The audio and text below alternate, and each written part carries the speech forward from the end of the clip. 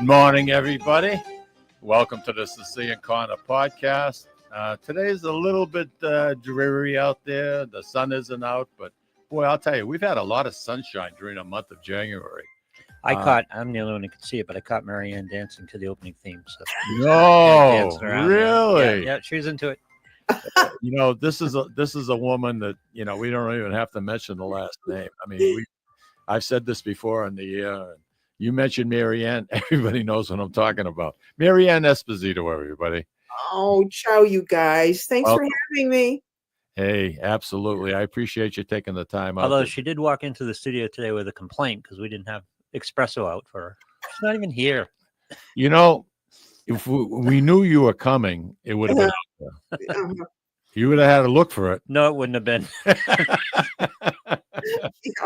No, there's not too many thrills and frills at in our waiting area. That's for sure. When you're in the waiting area on a podcast, yes. You know, Louie and I were talking earlier, and you know, growing up, you grew up in Buffalo, New York. Yeah. This last game that was on last week between Buffalo and Kansas City. Yeah. Do you get into football at all? Well, I watch it occasionally with my husband, Guy, because we're from Buffalo. We're rooting for the Buffalo. Okay. Yeah. They got a good ball club. They really do. They do. The fans they're really fans. They define that word, you know. I was just getting so excited about the idea of Buffalo fans in New Orleans and seeing what would happen there. What kind of stories would get out of that? Yeah, really, huh? Yeah. I had an opportunity. I've probably gone to maybe 4 or 5 games up in Buffalo, and it reminded me of an old stadium. And I know they're building a brand new one now. Yeah. But it's like in a residential area. Yep. Yeah, it's south of Buffalo. It's in near Hamburg. Yeah. They got signs out there, Louis. Parking. $20. Everybody rents their driveway. Oh yeah. Which I think is pretty cool. But I'm glad they're doing a new stadium. When we went up there, it was the Bledsoe era was just ended. Yep. And at the hotel, I met his father, and Drew's father. Huh? Drew's father. Yeah. Oh wow. Yeah. And we ended up having dinner and shooting the breeze, and it was just. I mean, you talk about a parent that's so proud of his son. Yeah, I mean, Jesus, I can't blame him. I mean, what's the percentage of people that make it into the pros? Yeah, nothing. You know, and make $100 million while they're in the pros. Hey, well, you know something, it's more than just the money. Well, yes, it is. But that helps. Yeah, that helps. If these guys would concentrate on football instead of doing all these commercials, they'd probably play a hell of a lot better. Let me tell you. But who has a better life than Drew, with the winery going and all that money? And he just seems like his father killed it at the Brady roast. He absolutely killed it. Yeah. Oh, he did. He did. You know, when I met him, I mean, I don't even know how the conversation got started. He's the most chill guy. Unbelievable. Yeah. I loved it. But that stadium needed to be demolished about 20 years ago. I see this pickup truck comes in on the back bed, on the open bed in the back of the pickup truck. Yeah. They put in one of these saunas, and there's these 4 girls. It's cold, man. It was cold up there. And you know, Marianne, I don't have to tell you. Oh, I'm a Buffalo girl. I know cold. We know snow. Yes. Yeah. And anyway, there were these girls in these bikinis, and they're out there having the soap suds all over them. I loved it. I said, I like this place already. Yep. God bless them. But it is a ride, boy, I'll tell you. And you got to go up that concrete jungle, and all you hear is it drives you nuts. Did you have a tailgate, Marianne? When I was younger, when I was at home, sure we did that. But then I got away from that kind of thing, because isn't this show about food? What are we talking about football for? It's tailgating. Yeah. Well, no, I mean, Buffalo. You're from Buffalo. Who knows better? Who knows more about Buffalo than you? Well, that's true, but I know more about beef on weck and buffalo wings and the Anchor Bar than I do about football. You had to get it in there, huh? You had to get it in there. We were talking before we went on the air, and one thing that you have an opinion on truffle oil. Would you mind sharing that? Don't shake your head. It's Do you mind sharing that with us? it's not a good opinion. No. Yes, truffle oil, which as I was saying to you earlier, is on just about every restaurant menu. And it bears no resemblance really to truffles, which are used mainly raw in Italy. So if you're Right. getting a truffle dish with pasta, you're not getting truffle oil. You're getting shaved, thin sliced truffles Right. over the pasta, or you're putting them in your scrambled eggs, or you're having them over a steak. But this truffle oil thing has just taken over. What's the your routine now during, say, January, February, and March? What do you give your body a chance to kind of relax a little bit? Are you working on another book, or are you planning trips to Yeah, Italy? all of that, yes, all of those questions. You All hit of them all? Yeah. the answer is yes. Yes, I'm planning taking a group to Puglia, which is at the heel of Italy, this fall in October.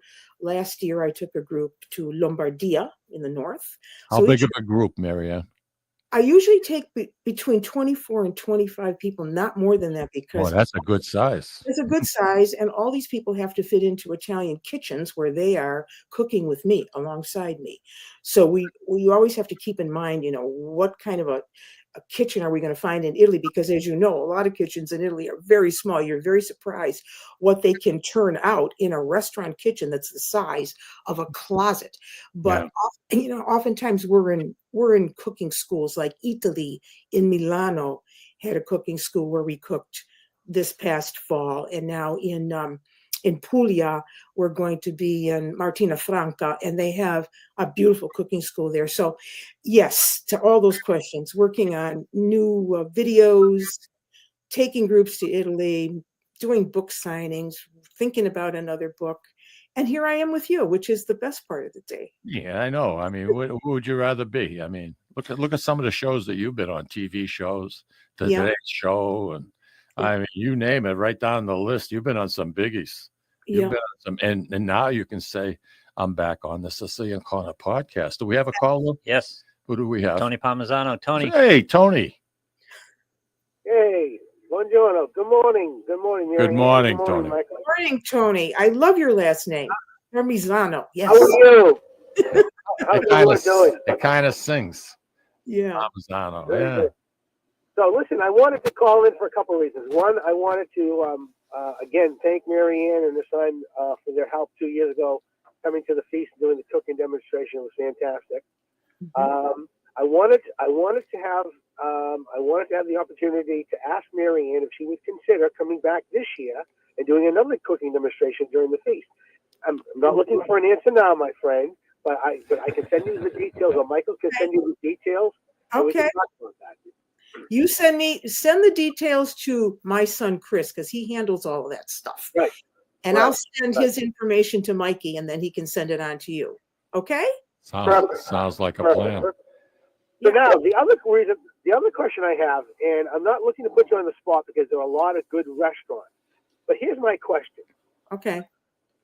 My wife is a good cook, but she's not what I would consider a recipe cook. And you know where I'm going with this question. Yep. So every time we have a certain dish, it's always different. Yep. It's always slightly different because she just doesn't. The way she does it, she doesn't follow a recipe. So my question is this: is that the majority of cooking in our country? Is people just throwing stuff together, or do people really follow recipes? Well, first of all, your wife is a gem, because she's a true cook, and a true cook never follows recipes. And I'm saying that from a person who writes cookbooks that have recipes in them for people who need to follow. Because some people just need to be in a structured situation. They need to know what goes in first, what comes second. I never cook like that. I'm like your wonderful wife, who just opens the refrigerator and says, okay, here's what we're doing today. Does it ever taste the same the second time you do it? No. Because you can't remember what you did. I mean, I'm just a pinch of this and a little dab of that kind of cook. And I think that's freedom in a kitchen, to tell you the truth, because if you're relegated by a recipe, then you're nervous because, it's got to come out just like this. The picture says it's got to look just like that. And that's not true at all. It's a meditation Cooking is a meditation. You're there, you know what you've got in front of you, the different ingredients that you could choose from. In your mind, you can taste these things because you've done them so many times. So I applaud your wife. You're a lucky man. Tu sei fortunato. Okay. No, Yeah. it's just that, you know, you taste a certain dish and Yeah. it tastes a certain way, and then, you know, she'll make it 2 weeks later, and it's like, what's it missing? Is it because your mind, your memory, your muscle memory on the recipe or how it tastes is different? Is it lacking spice? Is it lacking acid? Is it lacking salt? It's just because she like I said, I appreciate the artistry. I appreciate her artistry, Yes. but it's just the consistency, I guess, is the issue. Yes, you know, and if you asked every nonna in Italy, every zia, how they made this or that, then what are they going to tell you? Oh, a pinch of this, a pinch of that. Quanto basta? As much as you need. That's usually, right? You know, Marianne, I cook just like that. I do not use recipes, and I love to cook, and I don't have a bigger following as you do, but I have a few people that like to come to the house, like, you know, yesterday. Yeah. And I made as a matter of fact, Tony called me yesterday, and I was telling him I was making a meat sauce, and the house, oh my gosh. No, If you could capture that, yeah. you know, and I'd use it as a spray in my car. I would really. I mean, it's, Right. but I like winging it. I do. I love winging it. Sure. And you know, and it was a big. I mean, I'll bet you, Tony, that pan had a weigh. Well, let's see. There was 7.5 pounds of meat for meatballs. There was a 6 to 6.5 pound of pork butt. There were 14 links of sausage. Wow, and that thing cooked for like 6 hours on Tuesday. I let it sit in the refrigerator overnight, and I reheated it yesterday. Oh, Yeah. oh, oh, Delicious. The only thing is, I'm going to let you go. I want to say thanks again, Marianne and Michael. I love listening to your show. But I wanted to say, where was my invite, Michael? Where was my invite? I would have come over for dinner. I already had the table set. There you go. Listen, I'll sit at the kids' table. Don't worry about it. I'm okay. I'm good with sitting at the kids' table. You know something, Tony? Lucille and I were married for 53 years, and for 53 years, we celebrated every holiday at my house. Yeah. What a workout, especially if you were. I was working for Market Basket or Demoulas family back then, and you're working all kinds of extra hours because it's the holidays, and you know you're dragging to begin with. Then you come home and you got to cook, you know, and even though I'd be kind of physically exhausted, I used to love it because I'd prep things. Like I like making red roasted peppers, Marianne. You know, so I'd buy like 15, 16 peppers, put them underneath the broiler, brown them off, put them in the paper bag and take the skin off them. Put the olive oil with the garlic. Oh, I just love that. Just love it. Tony, thanks for the call. We appreciate it. Yeah, thanks, Lou. Ciao, everybody. Take care, guys. My girlfriend gets so frustrated with me because I'll try to tell her how to cook something, and we cook totally differently. And she's like, well, how long at what temperature and what temperature internally should it be? And I said, I have no idea. I cook it till it's done. You know, just Smart. feel it. Good. Yeah. Well, you know, I think when you're baking, it's a different situation.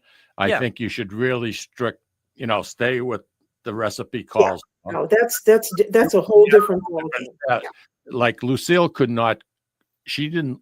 Not that she couldn't. She didn't want to, and she took advantage of my good personality. Well, what do you mean? Well, what kind of stuff? You're supposed to be on my side, you know. But she could bake. She could bake she'd make Italian cookies for the holiday, just like you, Marianne. Honest to God. Well, that takes a certain balance, so you have to stay within certain ranges, right?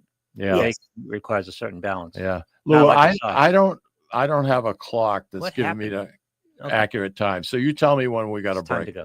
Yeah, you want a break? Yeah, we'll take a break. Okay, Marianne, we're going to be back, baby. You know what I want to talk about?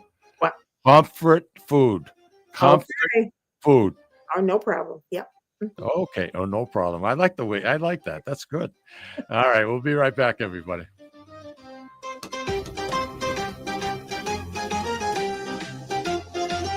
Ciao, this is Esther of You, Me, and Sicily. I want to talk to you about Tommy Amin and the great staff at Butcher Boy Market. Families, foodies, and home chefs come together at Butcher Boy to talk good food and create traditions. They offer the best in quality cuts of beef, pork, lamb, poultry, and restaurant-style steaks and chops. Produce? All of their produce is hand-selected to complement any meal or even to make it your main course. Their deli serves fresh roast beef, turkey, and beautiful imported Italian cold cuts, cheeses, and antipasto. And don't forget the Butcher Boy Bakery, featuring sweet delectables from all over the state, as well as their very own bakery. That's Butcher Boy, where the secret to a great steak is, of course, the steak. Located at 1077 Osgood Street in North Andover, Massachusetts, in the Butcher Boy Plaza. Ciao! This is Tom Zappala. Located in the heart of downtown Haverhill, the Haverhill Beef Company is a full-service, old-fashioned butcher shop and meat market that continues to be a valued family tradition since 1952.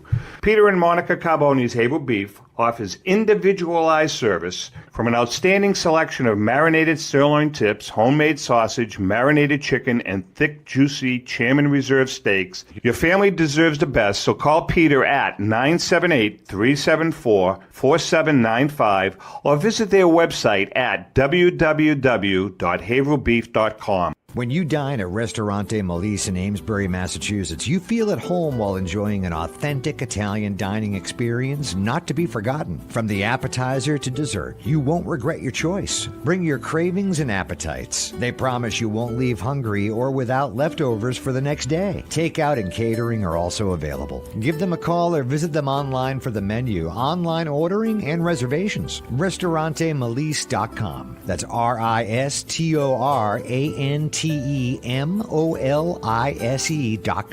or call 978-388-4844. Ristorante Melisse, where you're treated like family. Legacy Care Law Firm provides estate planning and elder law services to people in the greater Merrimack Valley and southern New Hampshire areas with offices in North Andover and Woburn, Massachusetts, as well as Nashua and Salem, New Hampshire. Discussing family and financial matters with an attorney can be intimidating, but our goal is to help you prepare for the future as you preserve your legacy. We help clients qualify for government medical benefits and ensure their estates are preserved for their families so they don't need to worry about their estate being wiped out by high nursing home expenses. Legacy Care Law Firm attorneys are here to support your journey toward a more secure financial future. At Catadella Funeral Home, we reinvest in our business to provide your family with the best facilities. It begins with a beautifully landscaped exterior, parking for 250 vehicles, and a comfortable and inviting access to our renovated interior. Funerals can be costly, so you should review and compare plans to make sure you receive services that are fairly priced. I invite you to experience the Catadella difference in cost, facility, and service. Catadella's, honoring and celebrating the lives of the people we loved, providing exceptional care since 1929. Italian artisan cuisine combines simple, fresh ingredients with time-honored preparation to create an incredible culinary experience. At Tuscan Kitchen, located in Salem's historic Depot District, talented chefs prepare everything in-house from scratch for all to see. Guests enjoy their meal literally in our kitchen as food is prepared right in front of you. Wood ovens burn from morning till night, roasting vegetables, baking bread, and firing delightful thin-crust pizzas. Prime steaks are seared on a wood grill. A rotisserie slowly roasts marinated whole chickens and lamb, while a pasta maker creates fresh fettuccine. More than just artisan cuisine, Tuscan Kitchen features the wine bar, live entertainment, weekly wine tastings, and elegant private dining and event space. Call 603-952-4875 or visit TuscanKitchen.com to make a reservation and learn more about the culinary adventure that awaits. In Italy, cooking is an art form. Tuscan Kitchen. Experience artisan Italian. Orthopedics Northeast and Essex Orthopedics have joined forces as Mobility Bone and Joint Institute to bring improved access and outstanding medical care. While our name has changed, our dedication to exceptional care remains the same as it has for the past 30 years. Same location, 16 Pelham Road, Salem, New Hampshire. This is Cindy and Mike Kunstler, owners and operators of Four Oaks Country Club and Grazie Italian Restaurant in Drake, Massachusetts. Grazie Italian Restaurant is the hidden gem of the Merrimack Valley. Why is that? We have an incredible chef, Oscar Figueroa. In the words of local famous chef and restaurant owner Lydia Shire, Oscar thrives on hard work. he is capable and gifted. No one makes better food.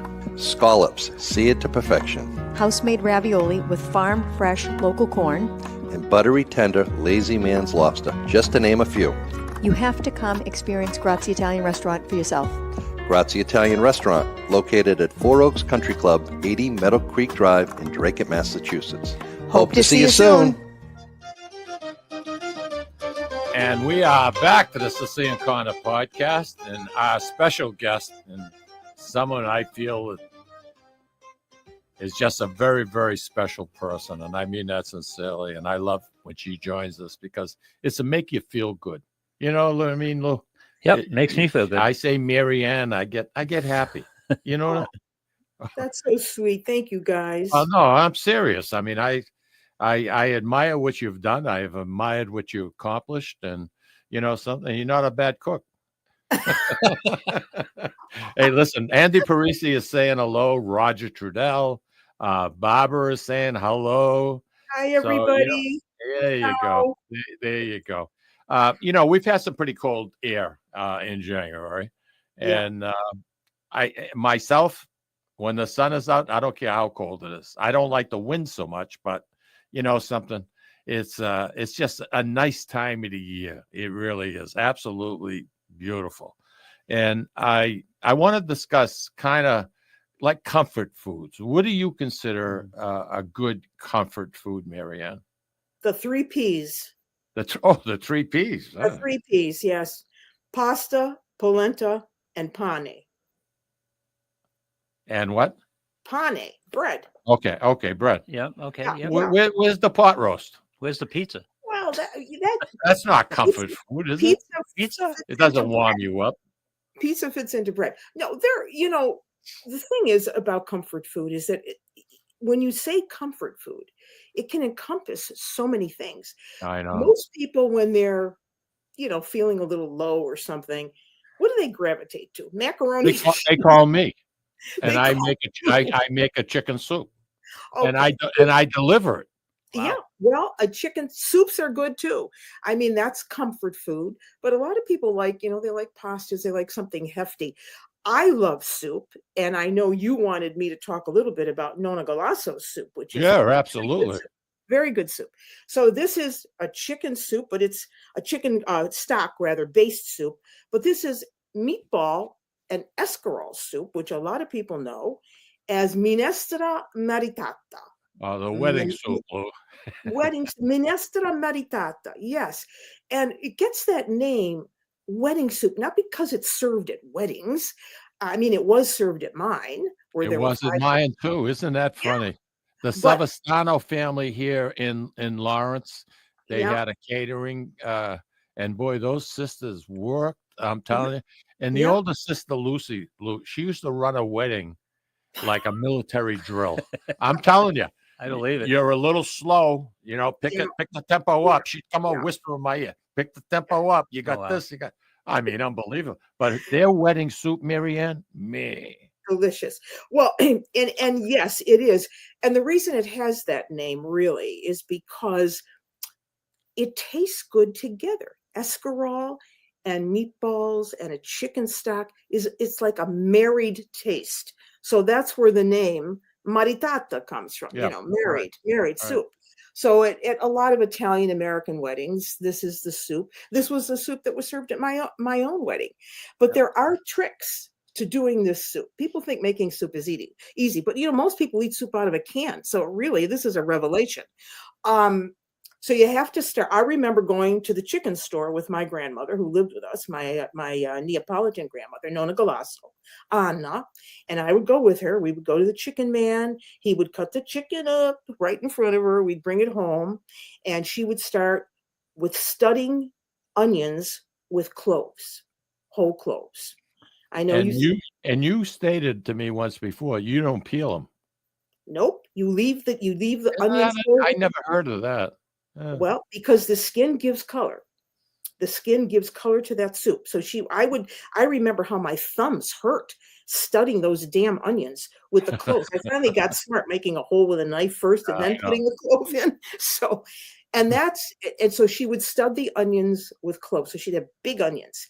And then she would use the chicken wings. To her, that was the best part. Not the whole chicken. She would just use the wings because she would save the rest of the chicken for something else. She would put in carrots. She would put in celery. She would have whole bay leaves with lemons that she tied up in a piece of like a cheesecloth thing and tied with a string. She would add herbs, oregano. That was one of her favorites. She would make the meatballs, tiny little meatballs like marbles. The escarole went in last. The one thing that I remember her telling me that I still do today is when all of those ingredients are in the pot, and you bring that broth to a boil, that's the last time you ever see a boil. You then put it down to a simmer. You hardly see the bubbles moving, because if you're boiling this thing, what are you doing? All of those nice flavors, they're escaping, right? And when it came to the meatballs, she always made them baked first and then put them in the soup. So we'd make these tiny little marble meatballs, with pecorino cheese, with egg, with breadcrumbs that she made from old bread. Oh, she made her own. Okay. She made her own breadcrumbs, nothing from a store, that she soaked in milk, eggs from the backyard, pecorino cheese, salt and pepper, usually 3 kinds of meat. If, she was lucky enough to get it from the butcher, she would use the same kind of mixture she would, make regular meatballs to go with pasta. And then the escarole went in last. When all of those vegetables were cooked, the carrots, the celery, all of that stuff, she strained all that out. She's pressed on this with a colander. And so she had this clear broth now. And then she brought that to a boil again, then down to a simmer. The escarole, she had me tear in tiny, tiny little pieces. That went in, cooked for a couple minutes. You put in the meatballs. You put in the slivered chicken from the chicken wings, which was a pain in the neck to extract. And sometimes she put in little ditalini or orzo pasta. It was delicious. It was fabulous. Yeah. And no one's going to that kind of trouble anymore. No, nobody does this anymore. I had our parish priest came for dinner for Easter last year. Now it's kind of like a standing invitation because I opened my big mouth after Easter Mass one day and said, "Where are you going for Easter dinner?" And he says, "I have no plans." So I said, "Okay, you're coming to my house. All right." So this is now 4 years later. He's still coming to my house. And he said this very thing. He said, "Nobody cooks anymore. Nobody sits down to these big celebrations where, you have done all the work. You've done all the work." And it's kind of sad to me because it is kind of dying out, Young people. It certainly is. Now, your favorite part of the chicken to use for, say, chicken soup is the thighs. I like the thighs, but I still use the wings too. I still hear her in my head. Use the wings. It's a lot more work. Yeah. Well, there's a lot of collagen in the wings. Yeah. So it provided more gelatinous texture. Oh, listen to you go. Yeah, it was gelatinous. Oh. Yeah. Well, I you learned something along the way, right? I did. I learned something along the way. And I'm always tweaking my soups anyway. I'm just like Lou was saying, a pinch of this, a pinch of that. Yeah. And it's a great winter soup. It's really a history in a bowl of Southern Italian cooking, because that's, basically it's Southern Italian cooking, using your imagination. Whatever you had, the greens. Using what's available, sure. Yeah, the escarole could have been spinach. It could have been mustard. How do you get the escarole clean?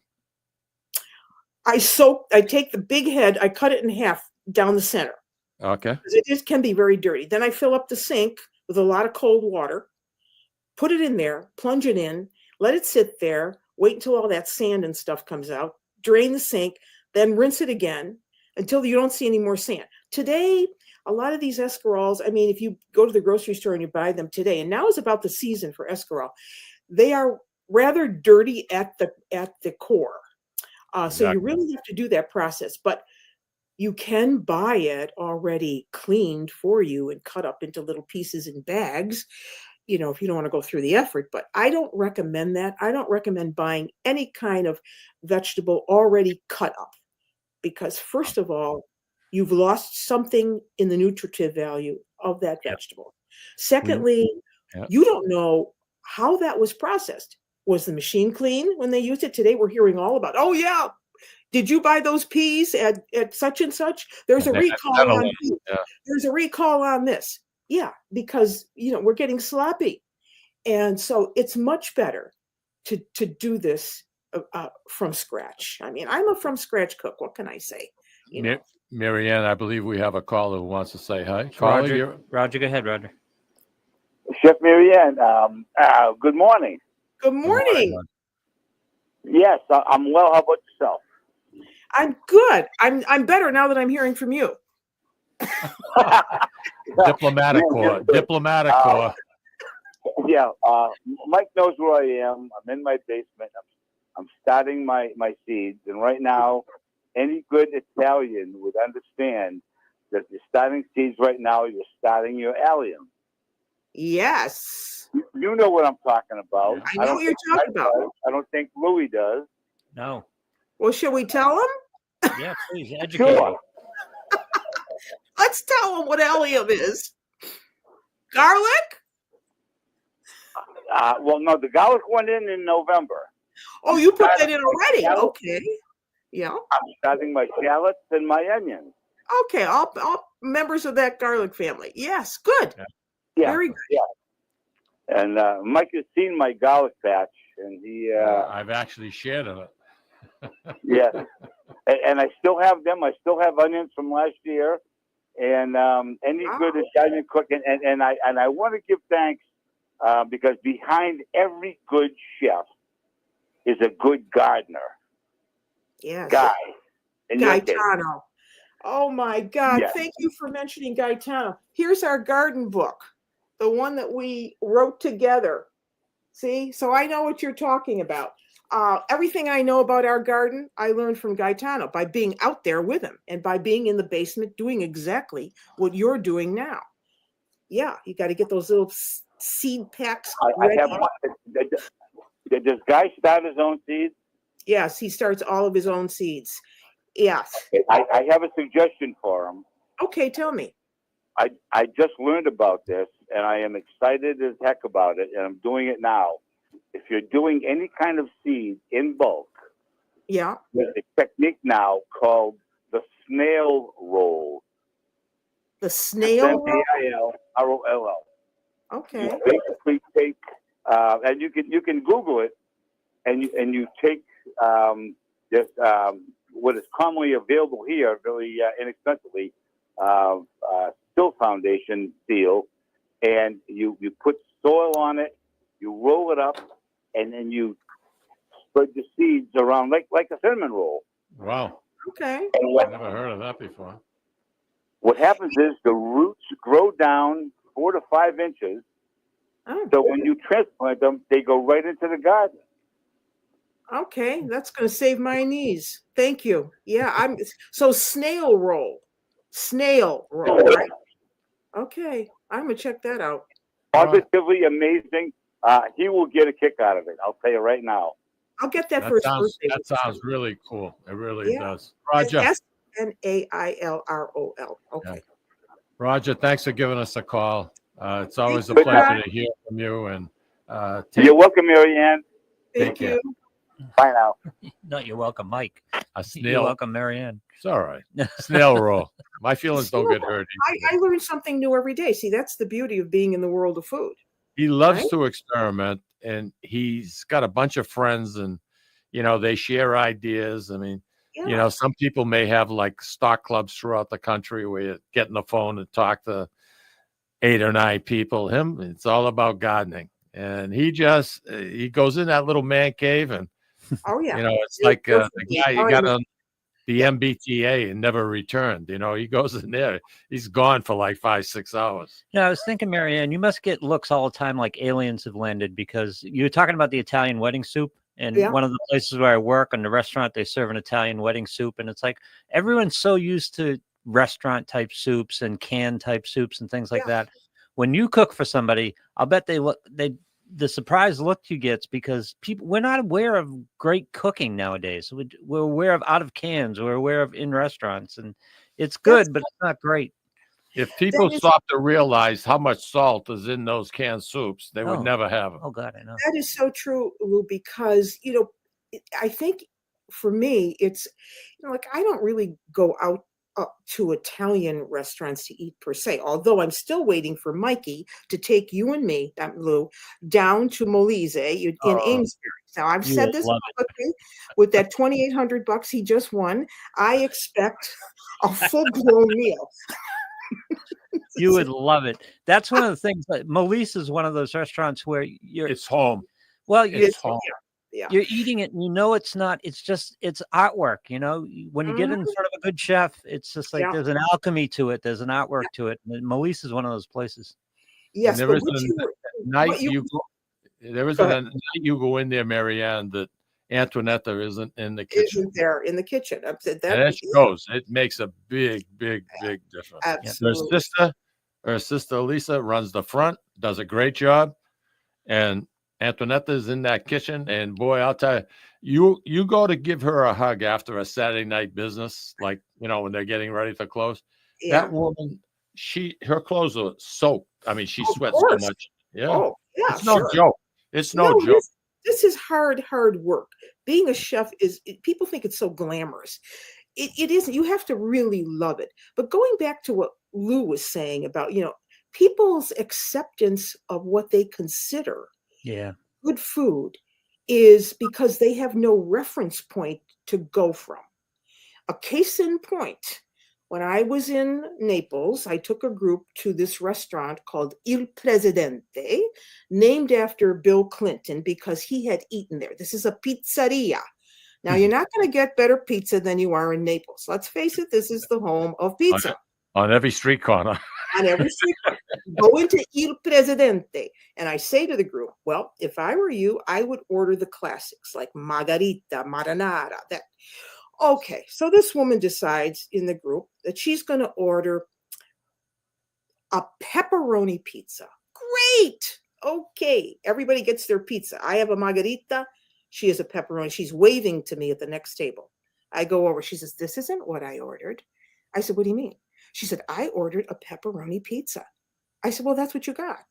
A pizza with peppers. That's what pepperoni means in Italian. If you wanted something with sausage on it, you would have had to say salsicce. And then I get complaints. It's too soggy. It's burnt on the edges. It's soft in the middle. Well, I'm sorry, but you are in the land of pizza. And this is how they do Neapolitan pizza. If you want something that's chewy and rubbery and loaded with broccoli, chicken, mushrooms, shallots, and all this How other about stuff. pineapple? Pineapple, hot dogs. What the heck is that about? Yeah.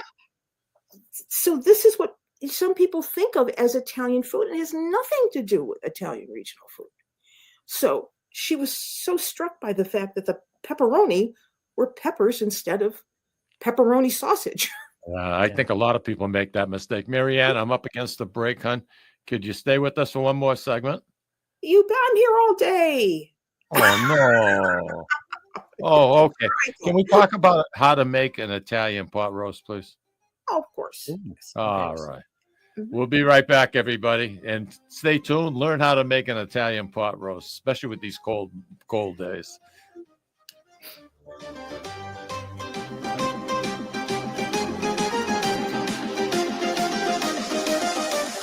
Ciao, this is Esther of You, Me, and Sicily. I want to talk to you about Tommy Amin and the great staff at Butcher Boy Market. Families, foodies, and home chefs come together at Butcher Boy to talk good food and create traditions. They offer the best in quality cuts of beef, pork, lamb, poultry, and restaurant-style steaks and chops. Produce? All of their produce is hand-selected to complement any meal or even to make it your main course. Their deli serves fresh roast beef, turkey, and beautiful imported Italian cold cuts, cheeses, and antipasto. And don't forget the Butcher Boy Bakery. featuring sweet delectables from all over the state, as well as their very own bakery. That's Butcher Boy, where the secret to a great steak is, of course, the steak. Located at 1077 Osgood Street in North Andover, Massachusetts, in the Butcher Boy Plaza. Ciao! This is Tom Zappala. Located in the heart of downtown Haverhill, the Haverhill Beef Company is a full-service, old-fashioned butcher shop and meat market that continues to be a valued family tradition since 1952. Peter and Monica Carboni's Haverhill Beef offers individualized service from an outstanding selection of marinated sirloin tips, homemade sausage, marinated chicken, and thick, juicy Chairman Reserve steaks. Your family deserves the best, so call Peter at 978-374-4795 or visit their website at www.haverhillbeef.com. Sisters and co-owners Antoinetta and Elisa brought their family authentic Italian recipes from Molise, Italy, and a warm and welcoming dining experience to its customers at Ristorante Molise. The combination of their meals made from natural, homemade, fresh ingredients, and your time with family and friends together at dinner time is unmatched. Located in Market Square in the heart of Amesbury, they're open for dinner Tuesday through Sunday from 3 to 9 p.m. and are available for private parties during off hours. For reservations, call them at 978-388-4844. That's 978-388-4844. Legacy Care Law Firm provides estate planning and elder law services to people in the greater Merrimack Valley and southern New Hampshire areas, with offices in North Andover and Woburn, Massachusetts, as well as Nashua and Salem, New Hampshire. Discussing family and financial matters with an attorney can be intimidating, but our goal is to help you prepare for the future as you preserve your legacy. We help clients qualify for government medical benefits and ensure their estates are preserved for their families so they don't need to worry about their estate being wiped out by high nursing home expenses. Legacy Care Law Firm attorneys are here to support your journey toward a more secure financial future. At Catadella Funeral Home, we reinvest in our business to provide your family with the best facilities. It begins with a beautifully landscaped exterior, parking for 250 vehicles, and a comfortable and inviting access to our renovated interior. Funerals can be costly, so you should review and compare plans to make sure you receive services that are fairly priced. I invite you to experience the Catadella difference in cost, facility, and service. Catadella's honoring and celebrating the lives of the people we loved, providing exceptional care since 1929. Italian artisan cuisine combines simple, fresh ingredients with time-honored preparation to create an incredible culinary experience. At Tuscan Kitchen, located in Salem's historic Depot District, talented chefs prepare everything in-house from scratch for all to see. Guests enjoy their meal literally in our kitchen as food is prepared right in front of you. Wood ovens burn from morning till night, roasting vegetables, baking bread, and firing delightful thin-crust pizzas. Prime steaks are seared on a wood grill. A rotisserie slowly roasts marinated whole chickens and lamb, while a pasta maker creates fresh fettuccine. More than just artisan cuisine, Tuscan Kitchen features the wine bar, live entertainment, weekly wine tastings, and elegant private dining and event space. Call 603-952-4875 or visit TuscanKitchen.com to make a reservation and learn more about the culinary adventure that awaits. In Italy, cooking is an art form. Tuscan Kitchen. Experience artisan Italian. Orthopedics Northeast and Essex Orthopedics have joined forces as Mobility Bone and Joint Institute to bring improved access and outstanding medical care. While our name has changed, our dedication to exceptional care remains the same as it has for the past 30 years. Same location, 16 Pelham Road, Salem, New Hampshire. This is Cindy. And Mike Kunstler. Owners and operators of Four Oaks Country Club and Grazie Italian Restaurant in Drake, Massachusetts. Grazie Italian Restaurant is the hidden gem of the Merrimack Valley. Why is that? We have an incredible chef, Oscar Figueroa. In the words of local famous chef and restaurant owner Lydia Shire, Oscar thrives on hard work. He is capable and gifted. No one makes better food. Scallops, seared to perfection. House-made ravioli with farm-fresh local corn. And buttery, tender, lazy man's lobster, just to name a few. You have to come experience Grazie Italian Restaurant for yourself.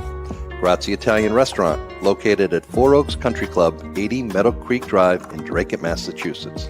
Hope to see you soon.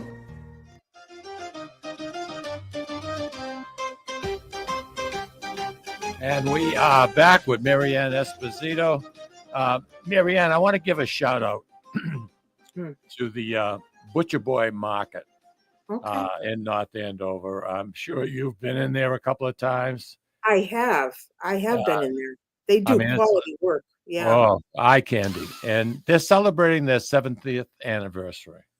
They just celebrated their 70th, and I went to work for them 3 years after they were open. I just become a teenager, and the Mhm. year was 58. And when I was at Central Catholic in Lawrence, I'd take the bus on Thursdays and Fridays and go up to Salem, New Hampshire, because Route 28 back then was nothing. I mean, it Oh. was just mostly farmland, to be honest with you. And you know something, I learned a lot from the Amin family. And when they would go to work in the morning in the summertime, I'd jump in the back seat and go up to work. When they closed at night, I'd come home. But it was quite an experience, and it served me well as I went on to work with the Demoulas family. And you I know had no something? idea you worked for Demoulas. I had no idea. Oh yeah, when I started there in '66. Yeah, because I got married in '65. I started there at '66, and we had 6 stores. And the latest store, the hottest store, was Salem, New Hampshire, store number 6. Now they have like 92 or 93 stores. Yeah. But what a business format.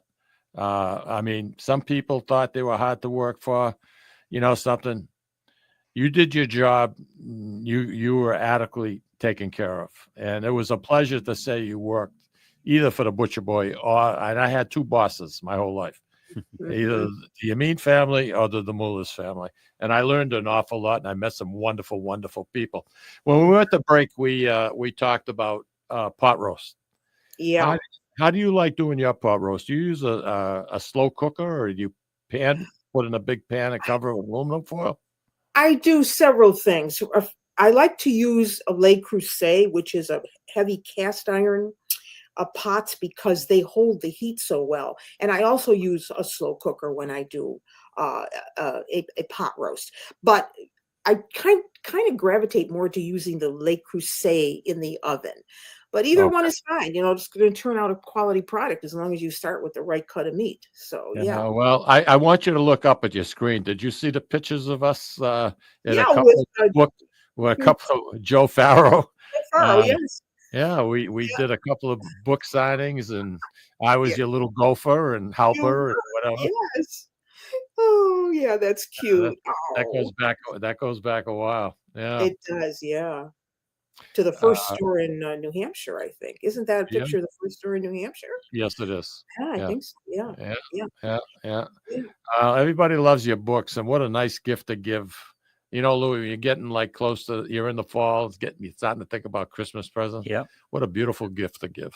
I mean, gift, I have done it to many of my friends, and it's a good thing. So we were talking about pot roast, and you prefer to do it in the oven. I prefer to do it in the oven, but hey, I've done it in a slow cooker too. The thing I like about the oven method is that I like more of a brownish, crustier type of meat, whereas a slow cooker gives you, it's more stewy, you know, and I don't know, that's just me.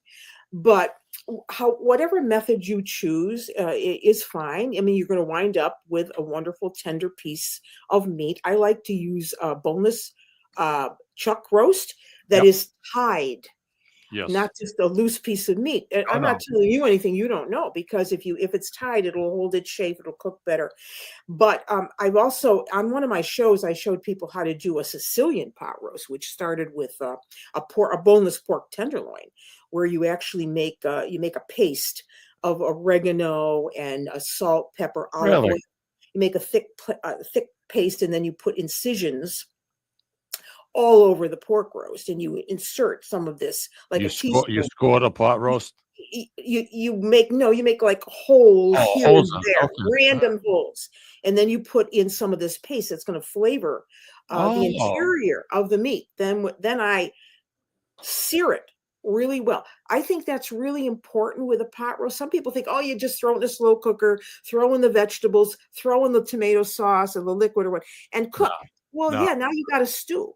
I want a pot roast. The word says pot roast. I want a roasty All right, piece of don't meat. get mad. Don't get I'm mad. not getting mad. No. So, so I sear this. First of all, I season it very well all over with salt and pepper. The rest of that to olive paste that I had, I get olive oil really hot. And sometimes I use, here's something even better than olive oil. Sometimes I use avocado oil because you can get a higher smoke Boiling point. point, yeah. Yeah, and olive oil is as good for you as olive oil is. So, I mean, avocado oil is good. So anyway, I sear it really well on all sides. Stand it up on end, make sure all those ends. Everything. Yep. Then I put it in my pan. Then I add the carrots and the celery and whatever it is. And I don't cover it with a lot of liquid. I usually like to mix some, tomatoes, canned tomatoes this time of year, obviously, plum tomatoes, and wine. I always have like wine left over, red wine or whatever, and I'll mix the two together, and I put that in the base of the pan. Usually only not even a cup, maybe a half a cup, because I'm going to get all those juices going from the vegetables and the meat as well. So I don't want to drown this, and I let it slow cook. You want an internal temperature of about 145, 150. And Right on. people should get into using thermometers for internal doneness. They don't. They go, oh, well, is it fork tender yet? You don't want to dry it out either. So then, and it's better if you make it the day before. Yeah. Make it the day before. Then the next day, take the pot roast out of the pan, cold, take off the strings, cut it, put it back in the pan with those juices, and you just reheat it. Delicious. I'm hungry. People make a mistake by not browning. Exactly. I mean, I told you I added a 6-pound pork butt to my sauce, and you first browned thing I browned it. You bet your life I did. I seasoned it, and then I browned it. And then I did the same with the meatballs. Now, some people like to get the meatballs, and they just put them in the oven and they bake them. Yeah. Personally, I think I get more flavor out of doing them with sauteing some nice garlic, getting that oil nice and hot, and turning them, and then I feel comfortable putting them in. But some people just put them in. And mine are too big. We had. You gotta have a big pan for this. They were good size. But it's just me. I put a lot of parsley and salt and pepper, and I love it. I do that with pulled pork. I'll get the pork butt, but I'll definitely sear it. I'll slow cook it, but I'll definitely sear it. Same thing. That's the result you're going to get. And people they underestimate some of the less expensive cuts, like a chuck. Why do you think your chuck hamburger, when you get a hamburger, it's made out of chuck hamburger, 80%, 80-20 mixture, you got it made. People go for these especially with ground beef, they go for these really lean cuts, and it's like, why would you do that? You got to do an 80 and 83. It's like eating sawdust. Yeah. It's like eating sawdust. I am so happy to hear this, because I did a show once where I told people, stop buying expensive lamb chops. Buy lamb shoulder chops. You know why? Because there's a lot of flavor in lamb shoulder chops. They've got a lot of collagen, and I do them slow in the oven with white wine and mint, and they're delicious. Lamb chops are nice, but they don't have a lot of flavor unless you have to do a bajillion things to them. I like marinating them the day before, and I let them sit in the refrigerator. But you kind of have to, because to Marianne's point, really lean. Yeah. Right? And I use a lot of lemon zest and the juice of lemons. And I also like to introduce them to my grill. At Mike's house, by the way, in case you're interested, Marianne, first thing that gets shoveled is the walkway on to my grill. Me too. I just want you to, and it can be 0, and that thing will be smoking up. I drive the neighborhood freaking bananas. I do. I really do. And there's something about, I love cooking outside all year long.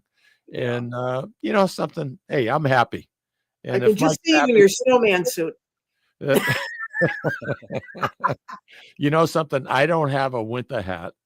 I have a pair of gloves that I very seldom use. And nice. I don't think I have a pair of boots. Lou, you see me come into this studio. I wear sneakers usually. Yep. And I don't care how much snow is out there. No, people look at me like I'm crazy because the grill is always shoveled out. It's grilling season. Grow. That's what Roger would think. Yeah. Roger would think. Well, Hey. that's one thing I don't do. I mean, my grill is outside, but I'm not going outside to grill. Oh no, that's it. You know something? You work for it a little bit, so your ears get a little bit red. Yeah. Who cares? Who cares? You give me some nice rice Got to keep pilaf. the grill close to the house. That's the key. That's the key. That's Mhm. exactly because I have a whole different spot for it in the winter than Yeah, I exactly. do. Yeah. You know, but it's very, very special. Don't And put it too close to the house, though. Okay? no. I appreciate the seriousness of what goes on sometimes, and Yeah. that holds true for people that have backup generators that do the house.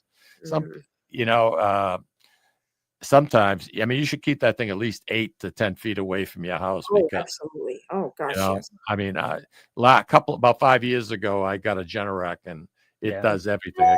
It starts by itself, it shuts off by itself. Mhm, mhm. It's a wonderful thing. I can't say enough bad things about it. I got nothing really negative to say. Especially Marianne, if I'm it's- I'm out of time, babe. No. Oh, We honey, I know haven't you're heartbroken. discussed calzones yet. You save it, and we'll come back. You know, doing this remotely Yeah, it's not your last trip, Marianne. Sa- Don't worry about Oh, it. this good. Thank isn't your you. last. This isn't your last rodeo. All You know what I right. mean, girl?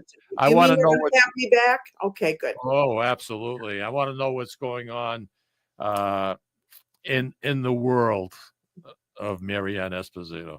Okay. Well, I'll And keep the you. other thing I want to find out about is when you got knighted and how big of a thrill that was back in 2013, I believe. Yeah. I want to know the story behind the story. You got it? Yeah. All right. That's what we're going to find out. All right. Marianne, hugs, kisses, and all that good stuff. Okay. Bachi to two of you. Bachi, bachi. Okay. Ciao. Ciao. Thank you, everybody, for joining us here on the Sicilian Corner. Please tune in next week. Louis, please don't ask me who we have because I don't know. I've stopped asking if you don't tell me. Usually you tell me. Take care, everybody. Bye.